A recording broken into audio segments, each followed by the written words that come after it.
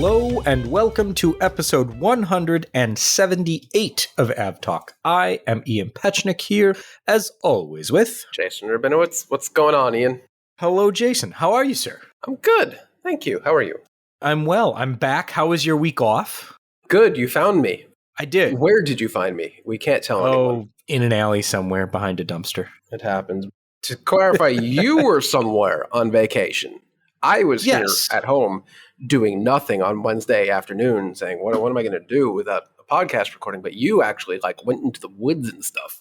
Well, I went into the beach. I went into the woods.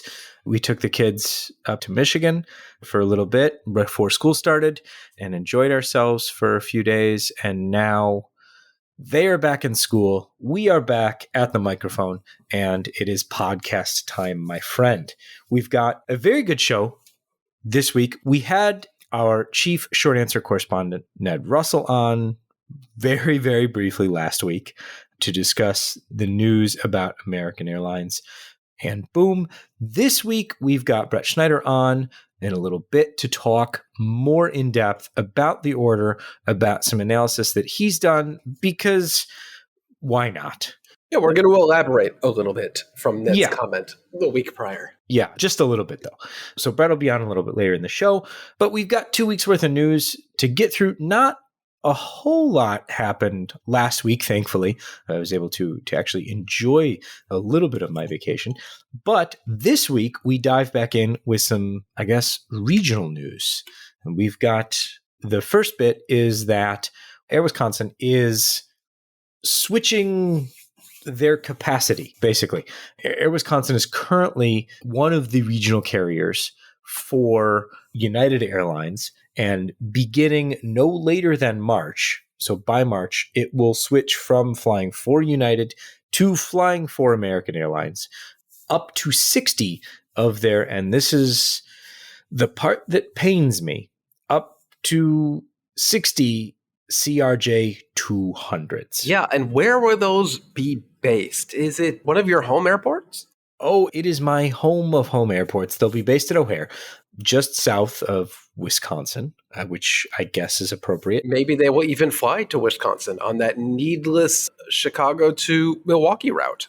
Does American operate that, or is that only United? You know what? I don't know if both operate them, though I assume at this point they probably operate at least one per day just for feeding. Oh, American does. Yep. American operates it. So you'll still have a chance to fly Air Milwaukee to Milwaukee.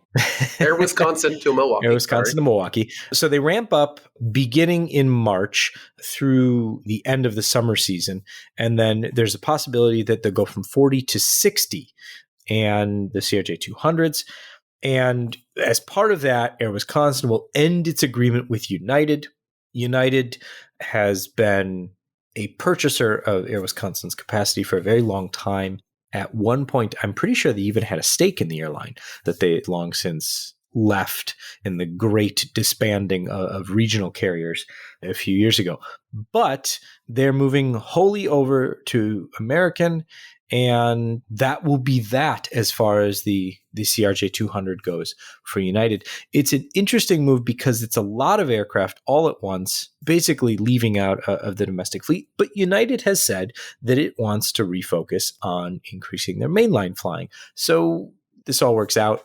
In the end, I'm sure it'll all work out. But in that mid-period, it'll be interesting to see how they fill those holes. Oh, good riddance, because as someone who somewhat frequently ended up on an Air Wisconsin CRJ 200 out of LaGuardia on one of the few United flights, I could not be any happier that will not happen again, even though United has shifted most of its regional operations at LaGuardia to the E175 family or even the CRJ 550, which, as we know, is a 70-seat aircraft with only 50 seats on board. So that's a much better deal for me in this transfer. So all in all, the only thing that matters is that Jason benefits. I come out looking great in this situation. However, there's the whole situation about the pilots and the pilot flow and the Aviate Academy. It's at the end, American gets some crappy planes that nobody really wants, but they get the pilots and they get whoever was in pilot school or Aviate or whatever we want to call it, but the American stands to gain in just having an inflow of pilots that would have in the past gone to United now would end up at American. It's the story of any acquisition these days. I mean, whether we're talking about JetBlue and Spirit or any of the kind of the regional moves, everything has been done. It's either acquiring pilots somehow, aircraft and pilots somehow, or making sure that you're retaining them. And that kind of brings us into our next story, which is talking about Commute Air being the next regional airline to give their pilots a healthy raise. Well, that's good news. Everyone loves a healthy raise. So Commute Air is a regional carrier that is partially owned by and flies for United. This follows we're flipping back and forth between United and American regional carriers so much. I'm making sure I'm getting this right today. 3 regional carriers owned by American Airlines got pay increases earlier this summer, or announced pay increases earlier this summer. Commute Air's operating for United. They're getting theirs now. They're going up from, they are hiking their first officer's pay from $51 per hour, starting first officers, $51 per hour to $72 per hour. Starting pay for captains will go from $84 per hour to $100 per hour. So not bad at all. In addition, they're getting bonuses. Annual retention bonuses will be paid to first officers, $25,000 annual retention bonus to first officers, and a $50,000 retention bonus to the captains. So, I mean, all in all, great increase in pay. One of the criticisms of the increase in pay to the airlines owned by American Airlines, the pilots operating for airlines owned by American Airlines, was that it was a larger bump, but it wasn't going to last very long. In this case, this is for the entirety of the contract. So this pay will be locked in through no backseats on this one. Yeah, through this one's through 2026. So it'll be interesting to see if this is the last of the pay raises for regional pilots that we see. My thinking is probably not, though it'll be interesting to see where the next one comes from. Yeah, it certainly won't be coming from anyone who works for ExpressJet. Ouch. Yeah. You might remember a few months ago, ExpressJet, they were jettisoned from their mainline partners. Who were they operating for? United at the time? United. I think? United? Yeah, United. So here we go. United again jettisoned a regional partner, in this case, ExpressJet, I think back in 2020. And then they pivoted and they started up AHA. And AHA was never really quite a well thought out or successfully launched concept. They were supposed to be this whole encompassing travel booking service where you booked, I think it was you booked your flight, your hotel, and your adventure or whatever. AHA stood for Airline Hotel Adventure. There you go. It's right there in the name. They only ever got the airline part down there. It turns out no hotel wanted or needed to partner with them. Since if you land without a hotel, that's kind of an adventure. That is an adventure, but hotels these days are so fully booked, they don't need something like an AHA operating from Reno to wherever AHA operated to. And they racked up quite a hefty bit of debt. I think you ran the numbers earlier. I did not. I think that was Ned Russell did. Yeah, it was Ned Russell taking a look at Jeremy Dwyer Lindgren, and Ned Russell took a crack at the numbers. And we were talking that before we recorded. So we'll mention that they did the legwork, but the numbers were dismal, awful, terrible, not good. No, I'm trying to scroll back in our conversation to see exactly where. There we go. $5.5 million in revenues year to date in 2022 compared against $23 million in expenses. So their expenses more than 4x outweighed their revenue, which is not good. It sucks to see that this is the end again to ExpressJet. They've gone through several ends. But at this point, it looks like they filed for Chapter 11 and they will liquidate this time. They will not pivot to do something else. They're going to liquidate. And it's the end of I'm not going to say historic regional airline, but they've been around a while. And it sucks anytime an airline goes out of business like this because people lose their jobs and their livelihood. And in this backwards country, they'll lose their health care and all that good stuff. It's unfortunate, but I don't think this is anything that we didn't see coming, unfortunately. The concept, I think, was flawed generally, but given everything else that's happening right now, it kind of came together to force their hand. Whether or not operating a small regional jet operation out of Reno as a hub, trying to get people to bring, skis and boots and everything like that, and deal with the aspect of getting hotels to work with you. And that wasn't going to happen at the moment, and trying to be this adventure carrier. There maybe is a place for that somewhere, but I don't think it's right now. Especially not if they didn't have the concept fully baked and couldn't actually deliver on the hotel or adventure. Right. If it had been locked in already, maybe we're talking about a different outcome.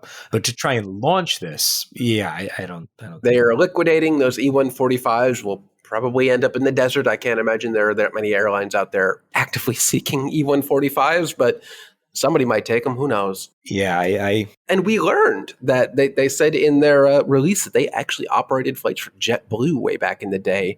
Apparently when their E-190s were in for modification. I did not know that. Today I learned. Today I also learned. That's some good airline trivia. Yeah. Let's shift our focus, keeping it with things that are not great, but things that are maybe getting better, with this newly announced scheme by Schiphol Airport to reimburse some of the costs, basically entering an EU 261 styled scheme for the airport induced costs that passengers endured. Yeah, this is a real unexpected and weird one. So we all know and love EU 261, which is the rule, regulation, whatever in the EU, that if your flight is canceled, diverted, significantly delayed, you get accommodations, you get possibly some very hefty monetary reward in your favor. They will cover things like hotels and meals. Of course, we don't have anything like that in the US, but nothing like that exists for what happens if the airport goes wrong. All of those rules are in place for what happens if the airline screws up. In this case, Schiphol in Amsterdam has done an odd move here, where if you had a flight between April 23rd and August 11th, so sorry if your flight was delayed because of Amsterdam's operations on August 12th, you're just out of luck. But between those dates, they will compensate for things that would typically be compensated under EU 261. So compensation costs incurred for rebooking a flight if you booked a replacement flight, alternative transport if you chose to travel to a destination by other means. So if you said, screw it, I'm not going to fly, I'm going to take a train, extra travel costs incurred to travel to Amsterdam or another airport, accommodation costs at or near the airport, expenses for non-cancelable accommodation, transport, or activities at the destination. So if you were on a 7-hour-long security line, hypothetically, in Amsterdam, and you missed your flight to, let's say, Birmingham, and you had a non-cancelable hotel and, tour of Birmingham or whatever, and you ate that cost, Amsterdam, it seems like they will cover that cost, at least to some degree, which is really above and beyond and unexpected. I've never heard of an airline doing, I said instinctively airline, but I've never heard of an airport doing something like this before. Yeah, I can't think of any organized scheme like this. Maybe it's happened in the past where like, oh crap, you got stuck in the elevator, we'll take care of you. I know that's happened in the past, but like we're talking about potentially millions of people impacted here. Possibly a lot of money. You have until September 30th to submit a request. If you flew between April 23rd and August 11th, you have until September 30th to submit a request. Bring receipts. Lots and lots and lots of receipts. Yes. Let's shift our attention now to something that we talked about a few weeks ago, which was the announcement that Wizz Air Abu Dhabi was going to restart flights to Russia. And we talked about the criticism that the airline had endured at the time. Basically, a lot of criticism towards the airline saying you shouldn't be doing this. The airline said, well, we're based in Abu Dhabi. There are no legal restrictions on this. This is, this isn't Wizz Air. This is Wizz Air Abu Dhabi. And a lot of the criticism was, what difference does that make? It's a legal distinction without a difference. Now, they are announcing they will, in fact, not restart service, though they are not saying it's because of the criticism. They are saying it's because of industry supply chain limitations. Wizz Air Abu Dhabi, there's a legal distinction. They would like to remind you of that. They could have taken the win here and just said, okay, we heard you. We're not going to do it. But to do this crap and call it industry supply chain limitations, it just removed any possible goodwill from this decision. So not only are they not going to operate the flights and they're not going to find this windfall of profit that I'm sure exists on the route, they're not even going to get the goodwill associated with doing the right thing. That's just what's going on there. That's called shooting yourself in the foot. It is. Wow. I mean, there's a lot of money to be made on that route, but doing the right thing and then blaming it on the wrong thing is just a bad move. Yeah, I'm sure there are indeed industry supply chain limitations somewhere, but that's not what's going on here. Nope. Let's take a quick break. We'll come back with Brett Snyder from Crankyflier, and we will talk about AmeriBoom and what's going on with that. So stay with us. We will be back in just a second.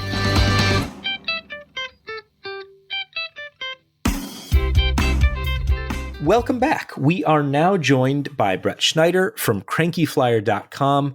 He is the gentleman who has most recently taken a magnifying glass to some announcements regarding Boom's supersonic aircraft. And we, of course, refer to the American Airlines non-refundable deposit. So we're here to break down what American did beyond the comments last week from our chief short answer correspondent, Ned Russell, who so eloquently summed things up. But we're going to expand on that this week with Brett and talk about Brett's analysis of where American could actually use the planes, assuming they enter service anywhere near when they are currently scheduled to enter service. So, Brett, thank you so much for joining us. It's my pleasure. And calling me a gentleman, this is very fancy. I got to get my first time for hat. everything, right? That's right. I'm going to get a top hat and a monocle now. Being a little generous.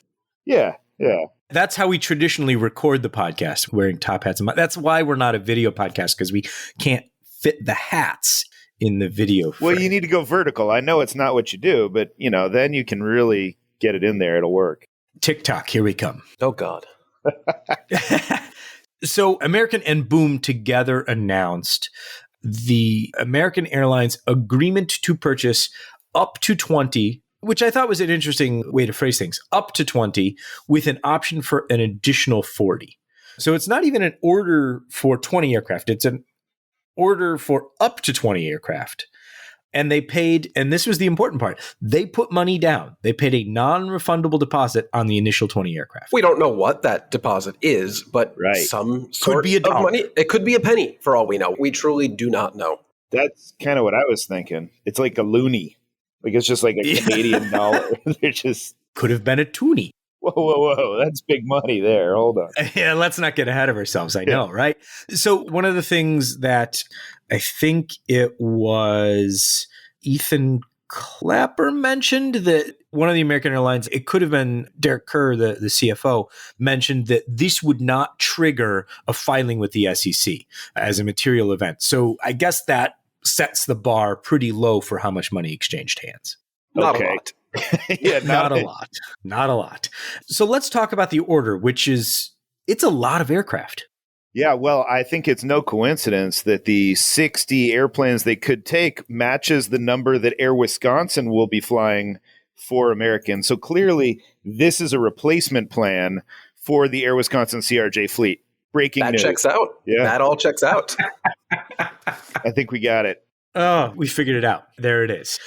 So let's take this order at face value. They've got 20 aircraft scheduled for delivery. That is compared to United's 15. United took an option for 35 more. American took an option for an additional 40. So that's 10 more aircraft. Brett, your analysis took all of this at face value and basically came to the conclusion that it's too many aircraft? Well, sure. I mean, there's not an aircraft, so we don't really know what we're talking about yet. But we're talking all in grand hypotheticals, yes. If only because they put some money down. And if they're putting money down, surely if we're taking them at face value, they believe in the aircraft. And this is not to say that we should take any of this at face value, but we've had that conversation multiple times on the podcast before. Yeah. But let's say we are taking it at face value. Yes, let's do that. And also taking it at face value, we then have to also say the range estimates and the passenger loads, like we have to take those as well, right? So generally, aircraft manufacturers will lie about their range. That's any airplane because that's in like perfect conditions and, all that kind of stuff. So when I looked at it, I lopped off 10%, which may not have been enough, but that was kind of my starting point of just saying, where could this airplane fly without being forced to refuel midair or land in the ocean. Okay. So the stated range of the aircraft at the moment is 65 to 80 passengers at Mach 1.7, flying 4,250 nautical miles. Yeah. Keeping in mind, they don't have an engine even designed, let alone actually in testing yet. So all of these hypotheticals about range, they're very hypothetical. Oh, yeah. But we're suspending disbelief today, right? Right. My mistake. That's the title of this episode. It's suspending disbelief. Perfect. Why not? Yeah. So if you do that, I mean, you don't even have to give it a haircut. You could even say, like, all right, the number they're saying is real. It doesn't add that much in terms of what they could reach.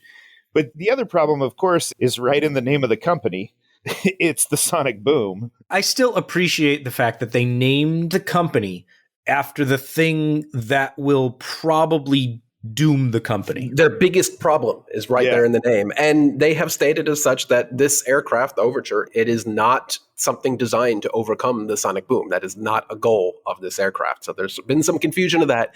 No, this aircraft still will not be able to travel at supersonic speeds over populated areas. So forget that outright. Right. Now, also, though, I think we need to appreciate the name even more, because forgetting about the sonic boom, what is the last thing that you want to have your airplane associated with? Some sort of boom. Like, that's not how you want your flight to end. A boom end. of any kind, really. It's not good. It's not great. But yeah, so they've really owned that, apparently. But yeah, I mean, I think that's the important piece. Like, you can't fly over populated areas, at least not in countries that care about their populations. So that severely limits where you could use this thing. And then let's talk about the ocean. The Atlantic Ocean is not as wide as the Pacific Ocean, which happens to be wide enough to severely limit where you can use this aircraft at this range, especially focusing on American's route network. I mean, I don't know that it's even especially American's route network. It's anyone's route network at that range. I think Seattle, Tokyo was, what was it? It was like just under 4,200. So in theory, that could potentially make it, but come on. You never get that close to the range, even if the manufacturer has an airplane with an engine that reaches that stated range.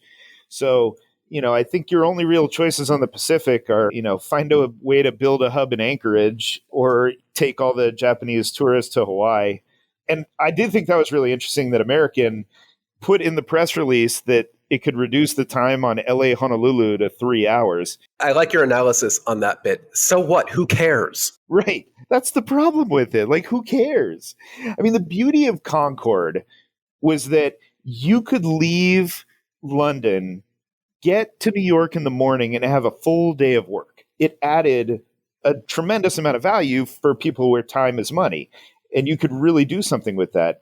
And you could also be in London for dinner from New York if you needed to. I mean, it created really big differences, but 3 hours versus 5.5 hours from LA to Honolulu, nobody cares. That doesn't make a difference. So let's break that down a little bit. So in the admittedly not very long press release issued by American, they said American has identified how many routes that they think they could put this on in its network? What was the number? 600 or something? Yeah. Well... So that's Boom's number. Boom's number is 600. Number. Okay, but it is still an American's release. I'm pretty sure Boom wrote that release.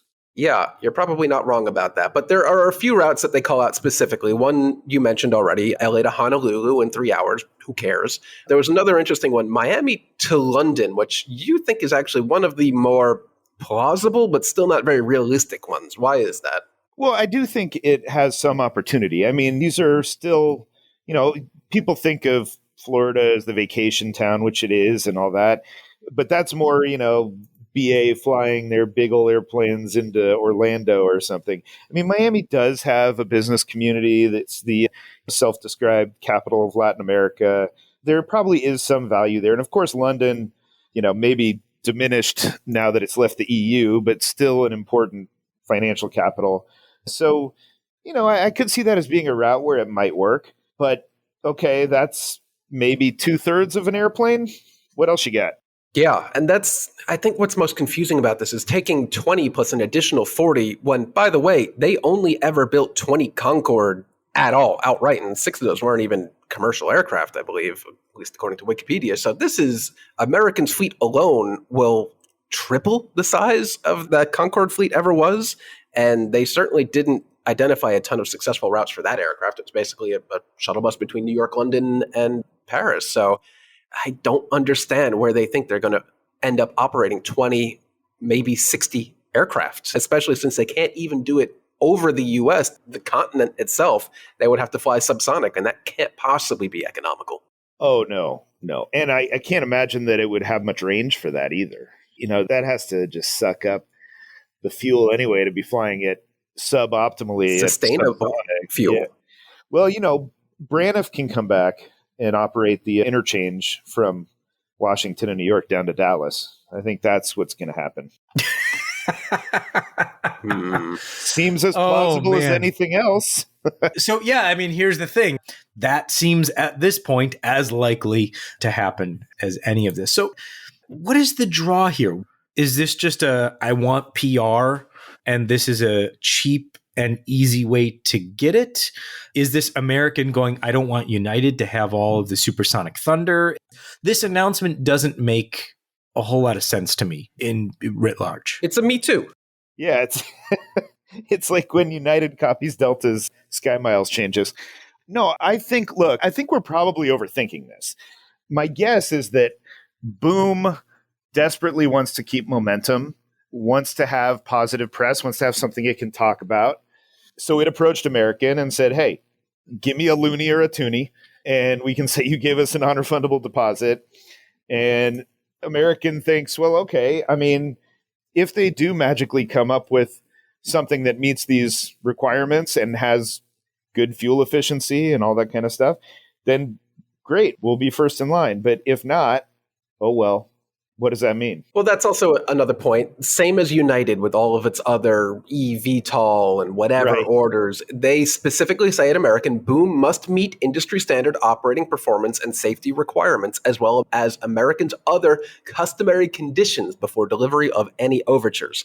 So again, this order has a huge caveat, as they can basically say, well, you didn't meet these standards, performance metrics, safety requirements, whatever, and then back out of the deal. They lose their non-refundable loony, but that's probably not the end of the world. Yeah, we don't know what they put down, but we have to assume it's not a lot, because the value for Boom is not the money. Like, Boom somehow seems to raise a fair bit of money, but the value for Boom is having that order, and then they can go out and raise more money on that, right? Hey, look, we have all this viable commercial action here. Come give us more money, and we'll see. But I still, I'm amazed that they think they can have this flying by 2029.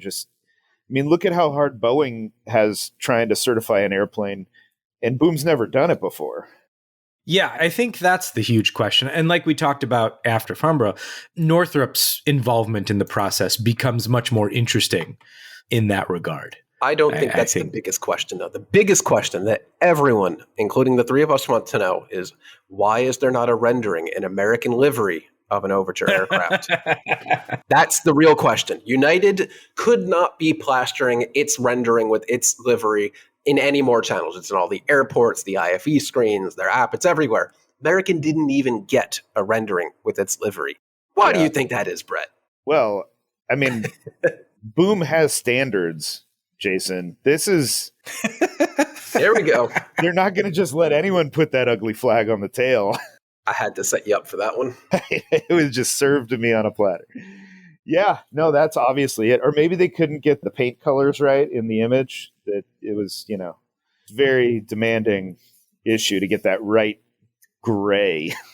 Yeah, for those who don't follow Brett on Twitter, he is very anti relatively new American livery. I find it quite nice. I like it. He thinks it's the worst thing in the world. Oh, I don't know about that. I don't know if it's the worst thing in the world. You're not too hot on the Southwest hot dog on a stick livery, so. No, this is a whole different podcast. We can get into this stuff. I'm okay with it. We'll come back to that episode another time. We'll have to. All right, never mind. It's the tail. The tail doesn't look right to me. It's fine though. Where we can talk about the problems with the Southwest livery, the problems with the American livery, and all that good fun stuff. We can talk about it at Dorkfest, which is coming up in less than a month. It is. Brett is also, and has been on the podcast before to talk about this, is also the creator, organizer, ish these days. It feels kind of a self-fulfilling gathering somewhat. But on the 17th of September, as is customary, a Saturday in September when I believe it's UCLA is not playing at home. Oh, no, they are, but they decided to put some hot garbage like South Alabama and some other teams that I was like, it's not worth it. But normally Okay. That is how I approach this. Yes. So the 17th of September, 11 a.m. to 1 p.m. is the scheduled, and I'm using quotes here, scheduled time for this, though show up whenever, stay till whenever, talk with folks who are obsessed with airplanes or who just kind of like airplanes and are obsessed with hamburgers that are served near airplanes at LAX. Jason and I have been going for I don't know how many years now, and it's something that we look forward to every year. And Brett puts on a fantastic event, kind of located with NYC Aviation Spot LAX, so there's events all weekend. But Dorkfest is the original kind of crowning jewel of and the weekend. the crowning jewel of the weekend. And there will be this year prizes and raffles and things of that nature. Again, we'll, of course, be contributing some subscriptions to that event as well. So be on the lookout for that. And you do need to be present to win, if I'm not incorrect, Brett. You are correct. So if you haven't made your travel plans and you want to go, do so soon. Yeah, you should. Less than a month away. It is. It's coming quick. And yeah, Ian, I mean, you are the one who makes this work here. You show up with that hat on.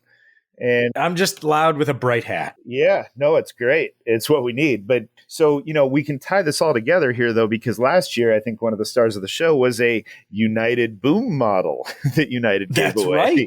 That's right. Maybe this is the first time we'll be able to see an American livery on a Boom aircraft. They want to give one of those away this year. I don't know. You know what? I actually don't know what those guys are doing yet. This has become a thing for the airlines to try and outdo each other and come up with say that's fantastic. I agree, because I'm like, great, give me weird stuff that you can't get elsewhere. I love it. I mean, Southwest had that 727 last year. Oh my God. Oh, that was great. So awesome. That was just fantastic. In the Boom, those kind of things, I love it. So, I mean, I know a couple of things that are definitely unique that are coming, but we'll see what the other guys do. I haven't really gotten all the answers. I've just heard they're saying oh, we're coming up with some ideas. So should be fun. But yeah, come on out, get a burger, watch airplanes. The weather's always good. Well, thank you so much for joining us, Brett Snyder from Crankyflier. And we'll put a link to your analysis, your full analysis of the American Boom order in the show notes so people can go and read that. And hopefully some listeners will be at Dorkfest this year. So we'll see you there.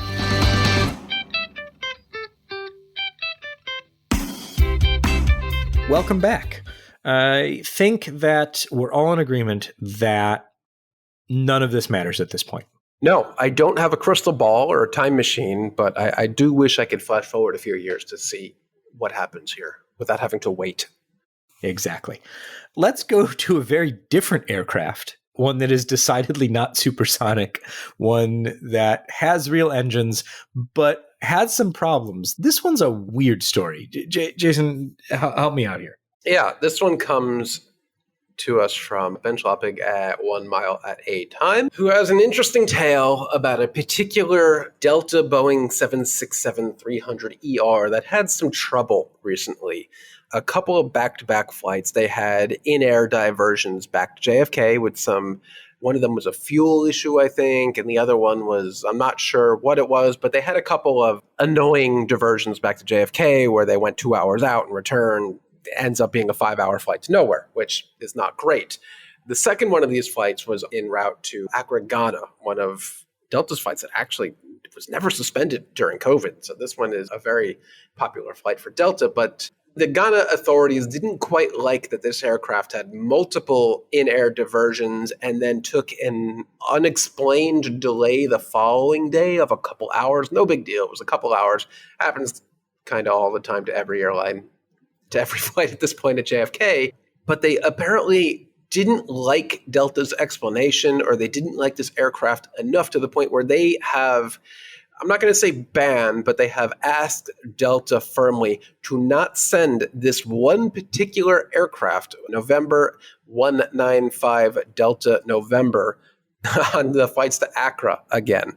So they said, you can still operate to Ghana, but please do not send this particular aircraft. Send us a different plane. Yeah. I would hate to say what they would have thought about the later days of American's 767-300s, which were just awfully unreliable towards the end of their reign of terror. They had a dispatch reliability of a cranky mule. Yeah, they were not good. It was not rare to see multiple diversions back to their origin on the same day of those aircraft. So they would have probably banned the entire fleet, not just this one aircraft. But interestingly, after the couple of diversions here, this particular aircraft has been operating on time back and forth between JFK and LAX. I think it goes out to Europe again in a couple of days, but it's operating fine. They just didn't want this particular aircraft back. And you know what? That's up to them. If the Ghana Civil Aviation Authority doesn't trust this particular aircraft, I'm sure Delta will work around it. Yeah, it'll be fine. But just an odd thing to politely request that they said. I hope we don't get to the point where Delta 767s get the reputation and operational dispatch reliability of, what did you call it again? A cranky mule. A cranky mule that was synonymous with American's 767 operations. But hopefully Delta can avoid such a reputation. In an effort to avoid any reputation of their long-haul fleet, Malaysia Airlines is after the A330neo. Jason, tell me more. Okay. Malaysia has a bunch of A330ceos, and they are now acquiring 20 A330neos, the 900 variant. 10 will be purchased directly from Airbus, and 10 will be leased from Dublin-based Avalon. And I think that replaces 21 A330ceos, so there's one missing there, which is a bit interesting. But this was a long rumored order finally put in stone, at least maybe not set in stone. I think this was an MOU, a Memorandum of Understanding. So not quite a firm order, but one step shy of that. But good news for Malaysia Airlines signing up for the A330neo to replace its CO fleet. Nice, easy transition. Yeah, not much to do there to get them into service. A few quick things as we get towards the end of the show. An Alaska Airlines flight out of Seattle had to go back to Seattle earlier yesterday? Tuesday. Monday? I don't know what day. Earlier this week. Earlier this week is the phrase that I was looking for. There we go. We made it there. It was a roundabout journey, but we made it there. Flying out of Seattle, bound for San Diego, didn't make it very far because the cowling on the left engine came off. Whoops. And it came off in spectacular. Started to come off. It came off in spectacular fashion. Once they landed, it kind of tore itself to pieces and threw itself all over the runway, which is not great. Not great. Flight landed safely. Everyone made it off okay and onto their destination with not too much delay. Yeah. Somebody or multiple people probably screwed up here. The investigation that maybe the NTSB will do, at least certainly Alaska's going to do one, but either maintenance personnel earlier in the day probably maybe topped off the oil or something. It didn't quite latch the cowling down properly. And then the first officer, maybe the captain of the flight doing the walk around did not catch that it was not latched down correctly, or maybe it was just something else. Maybe there was fatigue on the latch or something. We will see. But most likely somebody screwed up here and didn't quite latch down the cowling correctly. It's happened before. It'll happen again.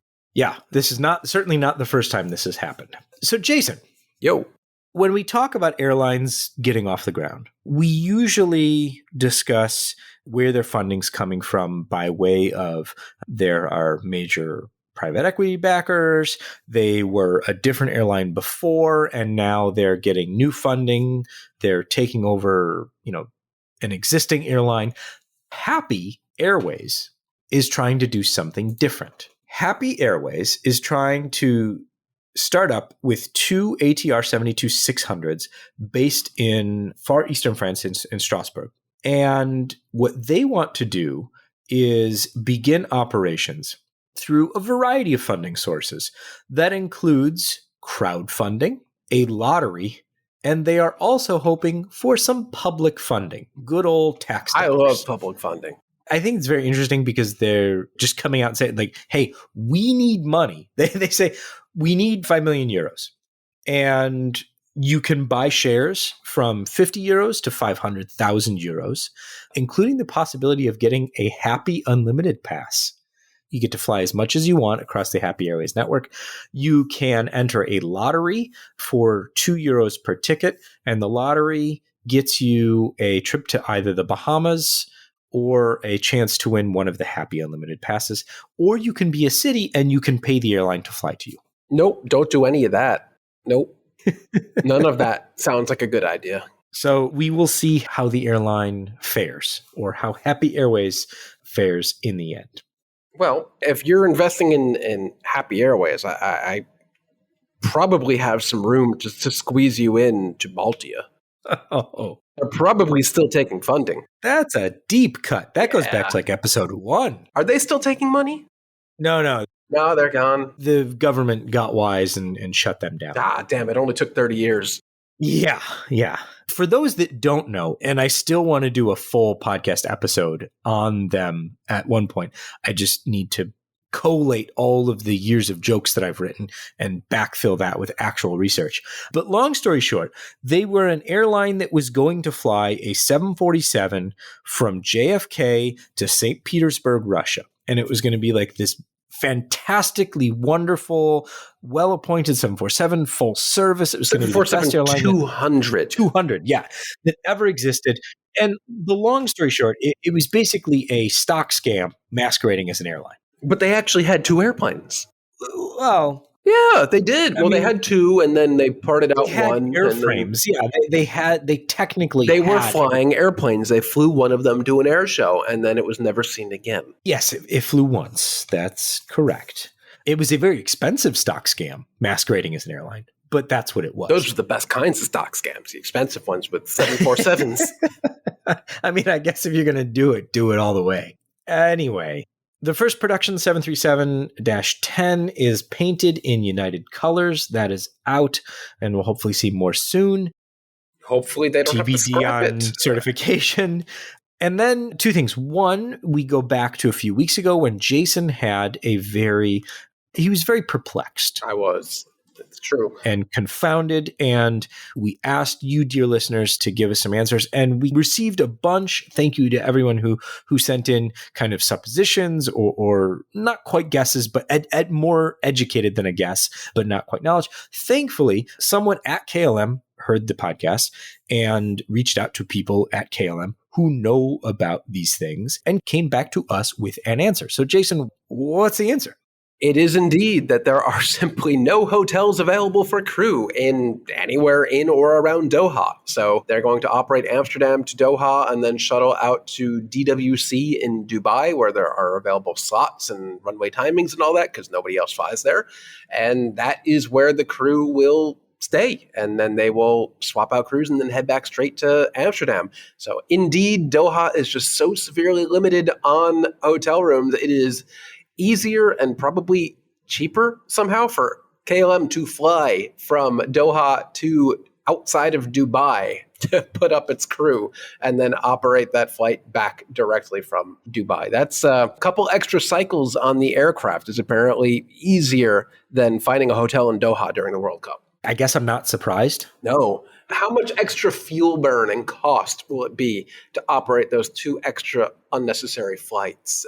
Or I guess 1 extra flight, but then a slightly longer flight on the way back. It's got to be quite expensive. I mean, it's less than the profit the airline is going to make from flying to Doha for the World Cup. So they got to figure it out somehow. This is it. Yeah. Let's preview next week's episode by talking about something that happened this week. Jason, you were on Twitter. For those that don't know, Jason very rarely goes on Twitter. But Jason, you were on Twitter. You were talking about the weather in New York mostly and how it was affecting airline operations there and airport operations and mainly United. And someone reached out and said, well, it's a tough business. And they said, I'd be happy to explain it to you. And we said, okay. Yes, please do that. We know it's a complicated situation.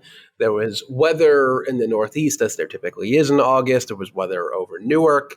There were FAA staffing issues, which compounded everything. And it was just total meltdown city at Newark, particularly for United, where flights couldn't get out. So flights coming in had nowhere to go, and they were busting the tarmac rules left and right to the point where United said, nope, we're done. And they were diverting any flight inbound to Newark either back to where they came or elsewhere, like Dulles. So I think there was a flight from San Diego that was over like Utah already, and they were sending it back all the way to San Diego. And that's particularly bad. But we will have someone on the podcast to explain the intricacies of passenger airline dispatching and operations, to break down how they got to that point and basically what happens. What does a dispatcher do operationally on disaster days like that? Yeah, it'll be a really good conversation. I'm looking very much forward to it. Mike from Flying in Life will be here. He is a dispatcher for a major U.S. airline and will be here to fill us in on that. So if you have questions for a dispatcher, wondering about certain things that you want answered, please email us, podcast@fr24.com, and we will be happy to ask. In the meantime, this has been episode 178 of AvTalk. Thank you all so very much for listening. We hope you enjoyed last week's kind of mini episode and recap of one of our favorite conversations throughout the year so far. We're going to have a lot more great conversations throughout the rest of the year. We've got some really fun stuff coming up that we'll preview a little bit more next week. But long story short, I'm about to do something probably very stupid, but is going to be a lot of fun. We'll talk about that next week. The payoff will be rewarding. The payoff will be very rewarding. So we'll talk about all that next week. But until then, I am Ian Petchnick, here as always with Jason Rabinowitz. Thanks for listening.